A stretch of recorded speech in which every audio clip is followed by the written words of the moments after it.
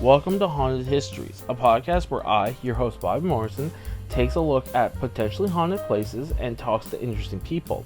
I explore the history of both the property and land or owners past and present of said location and talk about some of the potential hauntings. I'll show images of what this place looks like and has looked like. This week's episode is a special mini 2-in-1. Now before we begin, I just want to mention that if you hear car noises whatsoever, my house is right beside the King Street in Oshawa, which is a main road. I am in the quietest room in my house, but sometimes those little noises still make it through. For this week's episode, I was going to discuss the Canadian Automotive Museum in Oshawa, Ontario, which I still am going to discuss, but unfortunately I was unable to talk to anyone from the CAM. But fortunately, I was able to talk to Lisa Terech. She is a community engagement worker from the Oshawa Museum down by Lake Ontario near Lakeview Park. She offered to speak with me on the building of which the Automotive Museum occupies. She also told me some of the history of a few houses at the Oshawa Museum's grounds, with one house's old owner having a connection to Oshawa's automotive past, and some spooky occurrences at these buildings. Now let's get into a brief look at these locations and what they look like, followed by my interview with Lisa and some of the stories from the Automotive Museum before getting a deeper dive on the history. First and foremost, Oshawa is an automotive town, a vehicle town. Oshawa is home to the massive General Motors plant near the port. This plant is also right next to a major highway named the Highway of Heroes and a major railway line. Oshawa is also home to the Durham College North Campus, with Ontario Tech University attached to it. The university has a wind tunnel which, as shown on popular shows like CBC's old show, The Rick Mercer Report, this building is used to test cars in the wind tunnel, as well as test weather conditions against these vehicles. This screen grab that you are currently seeing is from the Ontario Tech University in the ACE Climatic Wind Tunnel, and it's also from the Rick Mercer Report video, Rick Goes to the GM Plant. According to Ontario Tech's website, the tunnel can reach wind speeds of up to 300 kilometers per hour or 186.41 miles per hour for those of you using the Imperial system. Yes, I translated everything for you just in case you were watching this from the States. The tunnel can also create snow, as you see in the picture, and the temperatures of the tunnel can go from minus 40 to plus 60 or minus 40 Fahrenheit to plus 140 Fahrenheit. I have actually been inside the tunnel and didn't even know it. The whole building has different rooms that can be shifted into different ways. It's incredible. Now onto the museum. The Canadian Automotive Museum, or CAM for short, but sometimes I switch back and forth between this script just to let you know, opened to the public in 1963, as said by their website. The museum was made as a community project for the Oshawa Chamber of Commerce in 1962, before its 63 opening. In October of 1964, the city incorporated the museum, making it a charitable museum, not a for-profit museum. The museum has been open for 59 years. For the Oshawa Museum connections, one of the houses at the Oshawa Museum is called the Robinson House. This house was built in the early 1800s and was owned by the Robinson family, who were kind of like Whippy Lynn's from last week's episode. The way the Robinsons have a connection to the Automotive Museum is a man named Herb Robinson. Lisa will talk more about it, but Herb's grandfather, Cornelius Robinson, lived in the house from the late 1800s to the early 1900s. Herb was his grandson, as I mentioned, and he had a part in making the museum. Herb was an advocate for establishing the Automotive Museum and was also an owner of an automotive sales business himself. As I said, originally this episode was solely been based on the Canadian Automotive Museum. Unfortunately, we will not be hearing from anyone from the museum, as they did not have anyone I could speak to regarding the alleged hauntings. But because I was able to speak with Lisa, I got this amazing insight on some more history that I wasn't able to find anywhere else. And also, luckily with the internet, I have found some interesting insights of these alleged hauntings, which I will be now discussing. So this is the haunted part, okay people? You want the hauntings, these are the hauntings. I found an article from the Chronicle, which is a Durham College student-run website and newspaper, which is excellent. A student reporter named Cecilia Furr wrote an article on the Canadian Automotive Museum back in 2018, and thanks to her, I can tell you all some of these hauntings. So I can tell all of you, the audience, some of these hauntings. According to Furr, the CAM is, quote, the sixth most haunted place in Durham, end quote, which is incredible. This article was written towards the Halloween spooky season, and the museum had an event happening.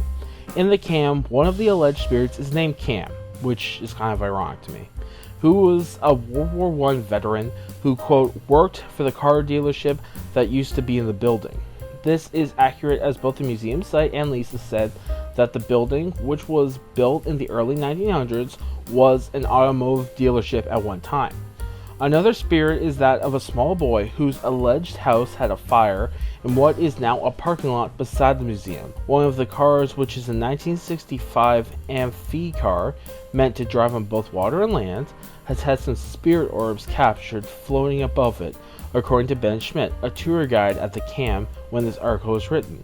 Now, that's one of the haunted cars. Apparently the whole building is haunted, and Ben also went on to say in the article that the basement was the scariest part, but, you know, that's just kind of classic hauntings. Oh, the basement's scary, so I really don't know anything else other than that. But yeah, apparently that car is haunted, and another car owned by Lady Flora Eaton is reportedly haunted. Now, if you're interested, the Eatons were a famous Canadian family who owned the Eatons department store.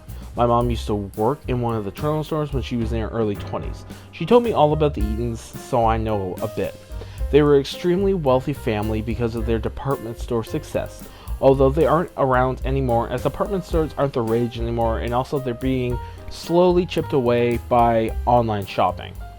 The only true Canadian department store I can think of is that of the Hudson's Bay, and that's about it. There is Nordstrom, but Nordstrom is an American company.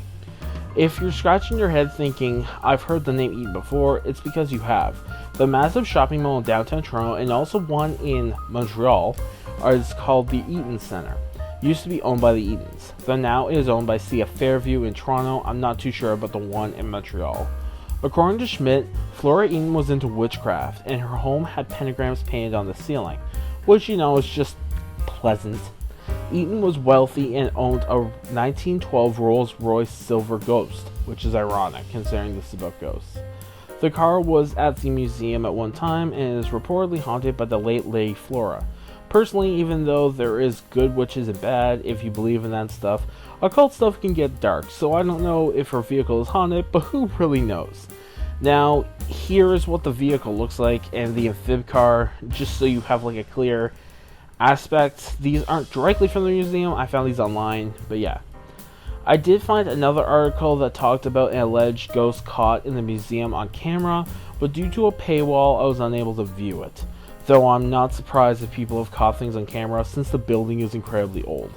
Now let's listen to Lisa Terech from the Oshawa Museum, breaking down the history of the building/area and the history of the Robinson House, and some of the stories from the Oshawa Museum's spooky side. My name is Bob Morrison. First off, the building of the Automotive Museum, I want to know, was that always a museum? Because I saw on the website it opened in 1963-ish, but I want to know, was it always a museum or was it something else before that?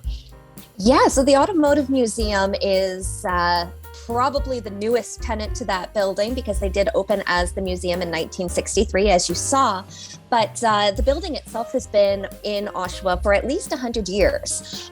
We know that...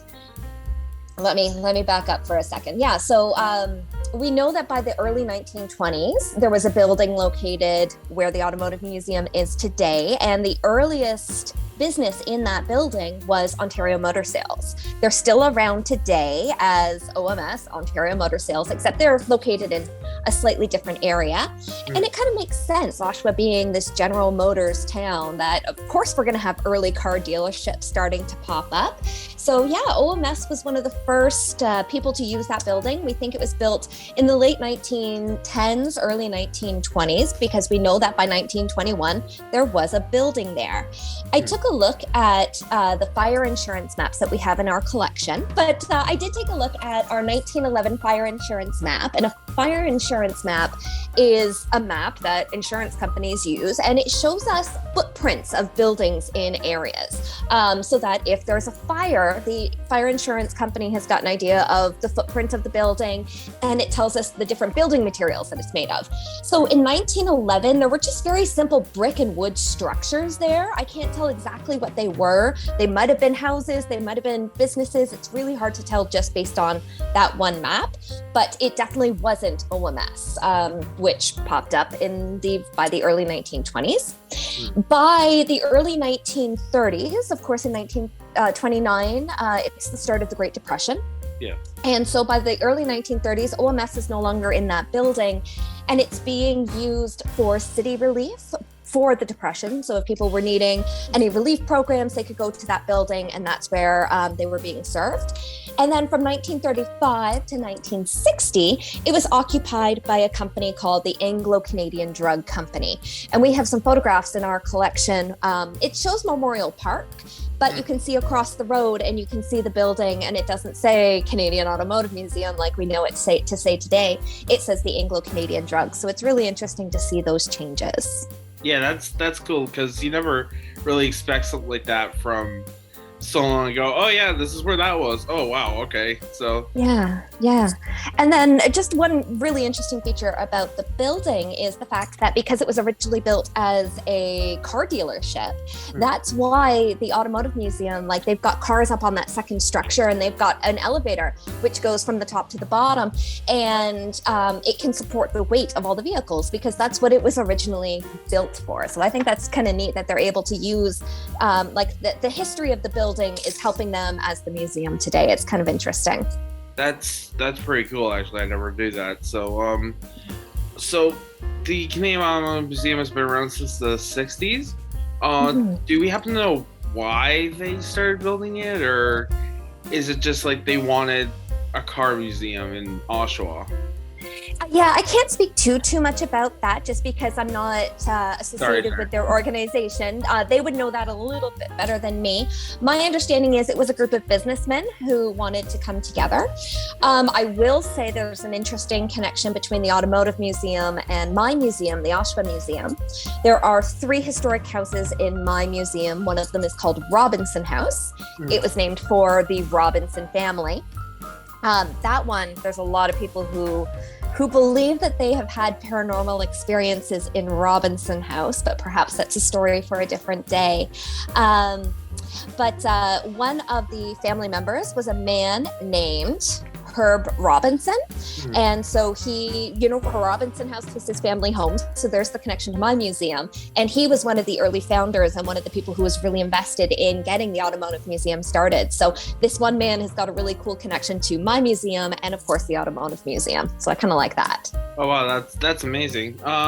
So actually, if you want to, you can talk about some of the paranormal experiences in the Robinson House, because it can fit into the land and stuff around the Automotive Museum that I was going to talk about. Well, they are kind of far away from each other. So it's hard to say that it's all the same land because, like, my museum's down in Lakeview Park and this is located a little bit more up the street. I don't know if this would be helpful at all for your podcast and how it is going to be shaped. But I know that I have spoken at a few conferences. I spoke at a conference about the ghost stories and ghost hunting that we've done at my museum. And sometimes people have wondered, like, why do we do this? Why do people want to go to a ghost hunting event? And part of it is because it's interesting, right? You kind of want to go, you want to try something new, something different.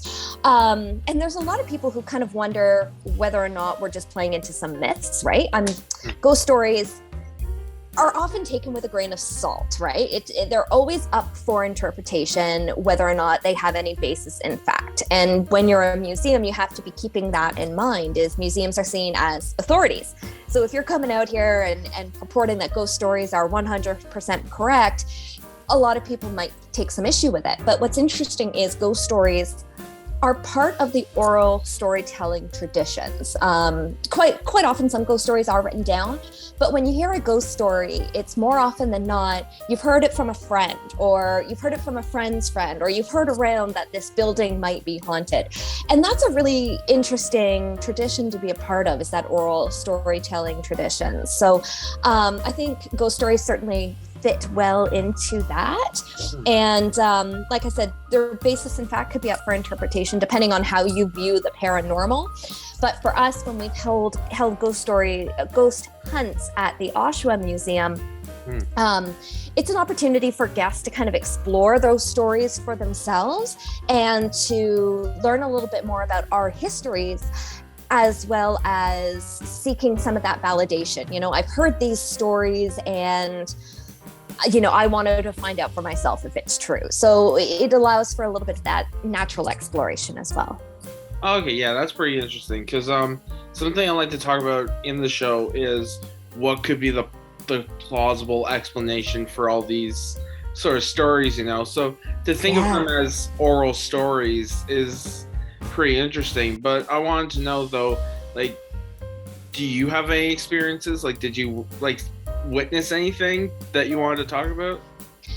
I get asked that a lot, and that's probably one of our most popular questions, is whether or not my museum is haunted. And we leave it up to people to give their own answers. So the answer that you're going to get from me is going to be different from my coworker or somebody who works on the weekend. Like, you're going to hear different stories depending on who you talk to. I'm a little bit of a skeptic, and I don't know if it's because I just don't believe, or if it's that I have an overactive imagination. So it's simpler for me not to believe, because if I give into that overactive imagination, I could never set foot in the buildings again. Exactly.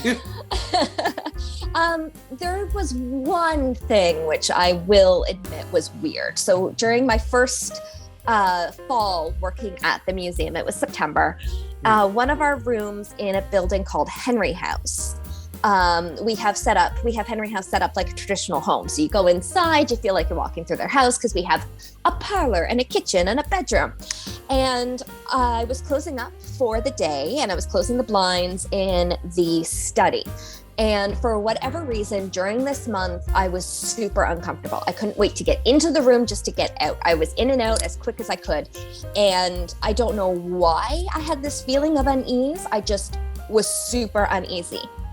And then I started talking to a coworker, and I was saying to her, I have no idea why, but I'm uncomfortable. And she goes, "It's in the study, right?" I'm like, "Yeah." And she's like, I am feeling the same. I can't be in the study. There's a portrait of the man who used to live in the house. And she's like, every time I'm in that room, I feel like I have to say good evening and hello and goodbye to Thomas. Like, she just felt that need. And it happened to be in September. That happened to be the month that Thomas passed away back in 1879. So for both of us, that feeling went away. I mean, I've now been there. It's been well over 10 years since that happened, and I don't feel the same unease like I did. Perhaps it was my imagination taking over, but it was the fact that both she and I had this deep unease in that room. And it wasn't until we started talking about it that we realized that we were both having it. So that's probably the only thing that's happened directly to me. I've heard stories from other people of other experiences that they've had, or that they've heard that people have had. But for me, that's been the only real thing that's kind of happened. You have can you share any of these stories, or it's okay if you're a skeptic? I just like hearing about this stuff. Yeah. So the other one that sticks out to me, I think, now it's been quite a few years and quite a few times since I've told this story. I can't remember if I was actually working at this evening tour, or I think it's just one of those stories that I've heard after the fact. So let's say it was one that I heard after the fact. We had an evening tour with a group of brownies, let's say. It was Girl Guides. They were young. And the way that we do our group tours is we separate the groups into two. Half go to Robinson House, half go to Henry House. They switch. And then they go back to Guy House all together as a big group and do an activity. So after the group was all done, they went to the one house, they switched, they went to the other, they did the activity, they were all leaving. And the one girl said to the other after the group was gone, like, "How is this one little girl in your tour?" And the person who was in Henry House for the night said, "Oh, she was fine. It was no problem." Like, what do you mean? Girl number 2 said, well, when she was over in Robinson House, she started getting all sweaty and she started getting all uncomfortable. And this girl said to the tour guide, "Did anybody die in this house?" And, the tour guide said, as delicately as she could, yes, these were old houses. That's the way that it happened back then. So yes, some people have died in these houses. And the little girl goes, "I'm just very sensitive to all of this. I'm feeling a presence. I'm not feeling well." Like, this girl was cold, clammy, just very pale. So something in that house was bothering her, to the fact that she was having that visceral reaction. She was fine in the one house, but the other house, just something about it did not sit well with her. And again, I think that was one of the other stories that's really stuck out to me as unexplainable. Let's say that, as unexplainable. I've heard of other people having, hearing bumps and hearing creaks and hearing this and hearing that, or perhaps catching glimpses of something. Those I think I could explain away. Like, yeah, they're old buildings, they settle. Yeah. Maybe you heard somebody on the porch and you didn't realize that somebody was there. So, like, in my mind, I can kind of justify some of these other things, but that little girl's reaction is one that I find hard to find a reason for. You know what I mean? Mm-hmm. Yeah. Yeah, it's one of those things. Like, I lived in a few old houses, and even though I'm a believer, there's like some stuff where I'm like, oh, I can explain this away. Like, oh, it's the house settling. But when it's like someone's like, oh, I feel a presence, and like they're all sweaty, I'm like, well, you could stay here. I am leaving now. Yeah. There was that visceral reaction that just could not be explained away. Well, I wanted to thank you very much for joining me today. It was very kind of you. You're very welcome. It's always fun to chat. And as you can tell, I just really like history. So I'm happy to chat about it. Awesome. I hope you all enjoyed that interview. Spooky and insightful. Now let's take a deeper dive on the history and land of the museum. A look at the city of Oshawa itself, and my final thoughts on all these alleged hauntings. First off, as I mentioned previously, Oshawa is mainly known for its GM plant and the circumstances around it. Let's begin with city history and then museum, since there is more for the museum. The city of Oshawa resides under the traditional territory of the Mississaugas, which is a branch of the Anishinaabe Nation. The city resides in the Williams Treaty. The city, as noted on the Oshawa website, has been around in some capacity since the 1400s. As stated on the website, quote, "The earliest known settlement in Oshawa started in the 1400s when the ancestral Wendat settled near the Harmony Creek." This is more insightful than last week's episode, where it was difficult to find this info on the town of Whitby.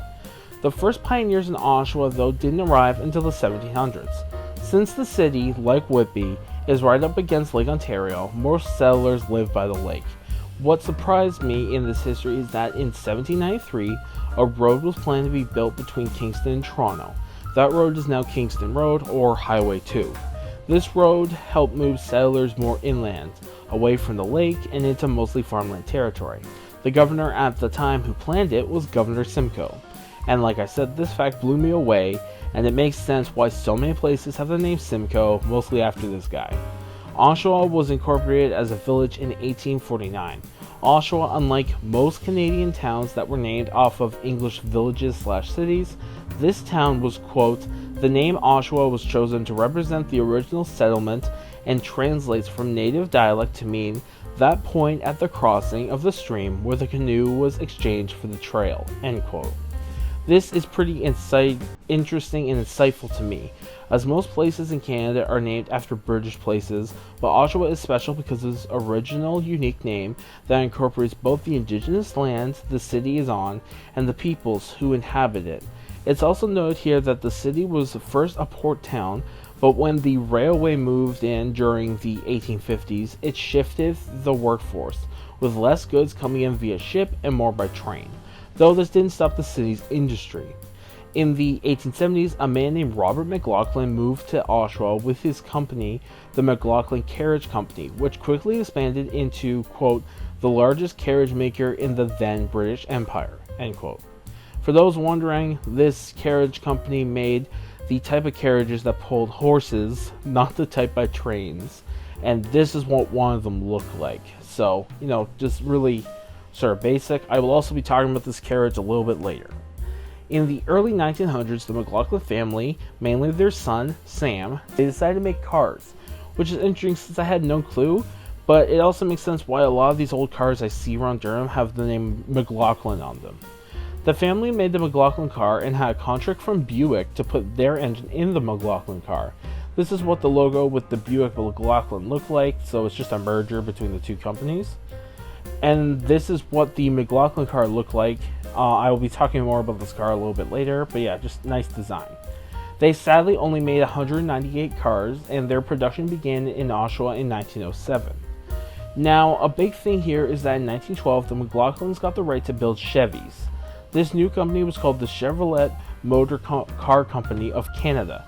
These two companies both merged around 1918, which is at the tail end of World War I, to create the all-famous General Motors Corporation. This corp is the same that keeps having problems with its plants. Oshawa didn't receive the city status until 1924, when it reached a population of over 15,000 people.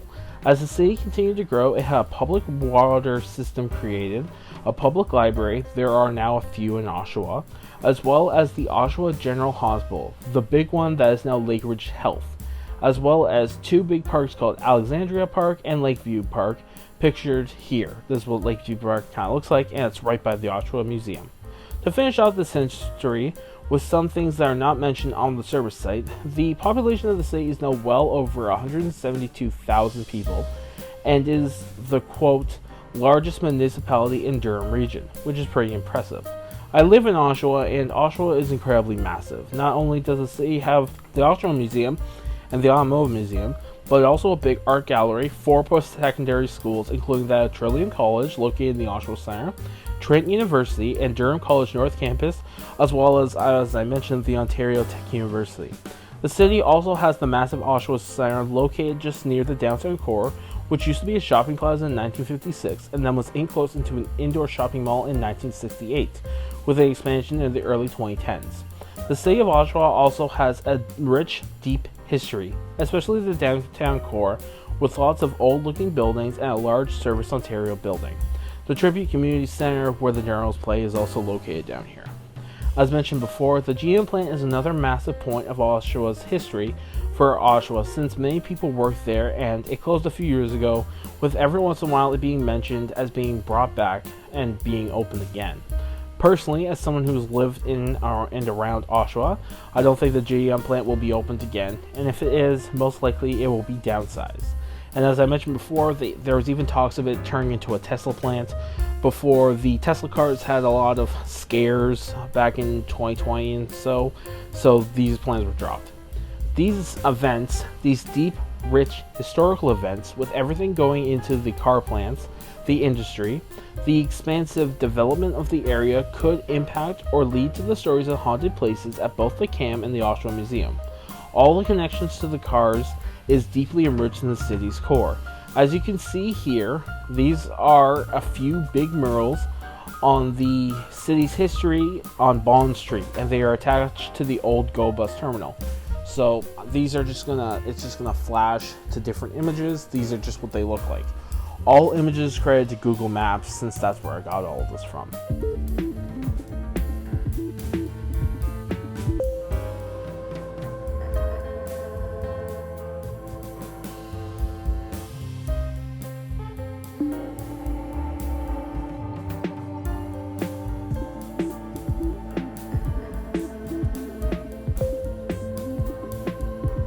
On to the Automotive Museum.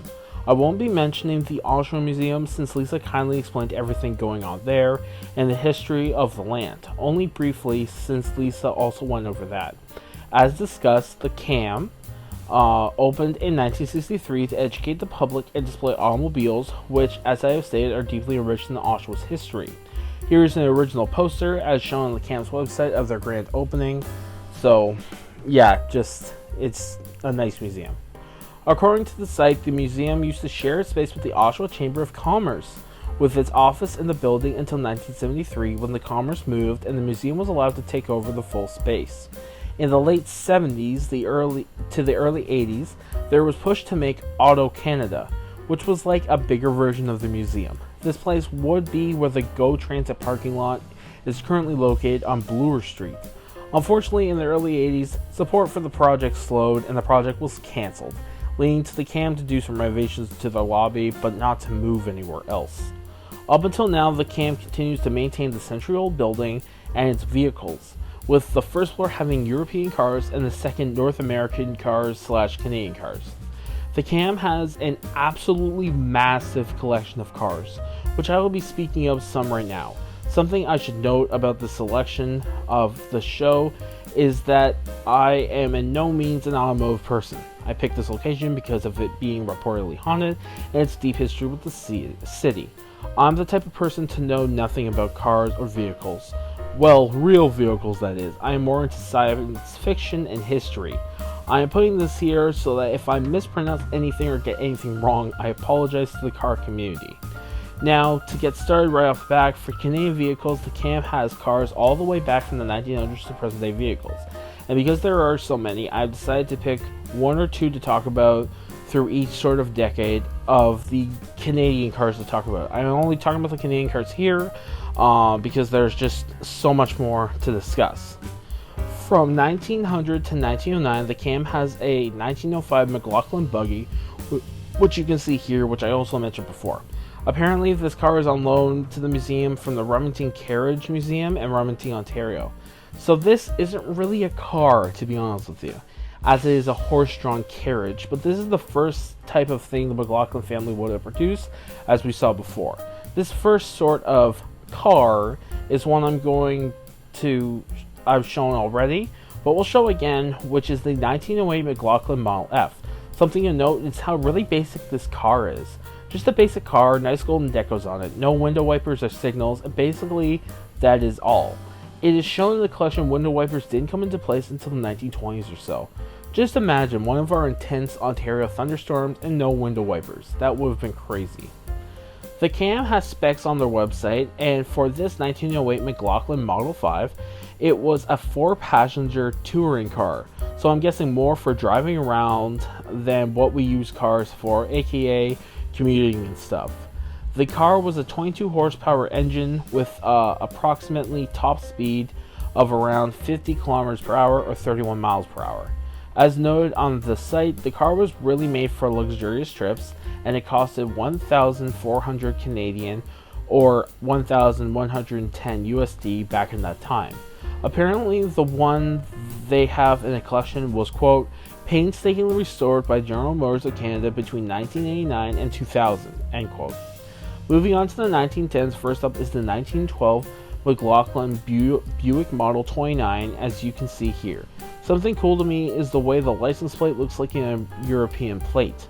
This Model 29 car was made for 5 people, touring again. This car was just over 1,500 CAD, or just close to 1,190 USD. The top speed of this car was 80 kilometers per hour, or 49.71 miles per hour.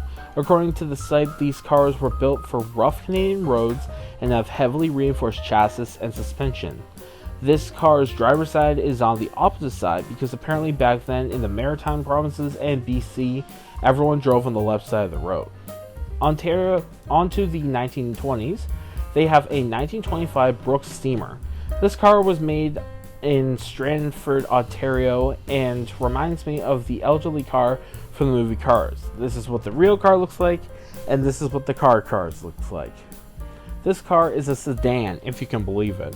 This car has a 20 horsepower engine, but unknown top speed. This car went for almost $4,000, which is a lot in the 20s. The reason this car is a steamer is because it was a steam engine, though these types of cars had apparently gone out of style since they, quote, had a good range and great engine power, but they were difficult to maintain and operate, end quote.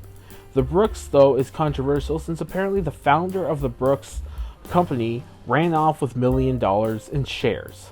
This car is apparently also one of 8 surviving cars.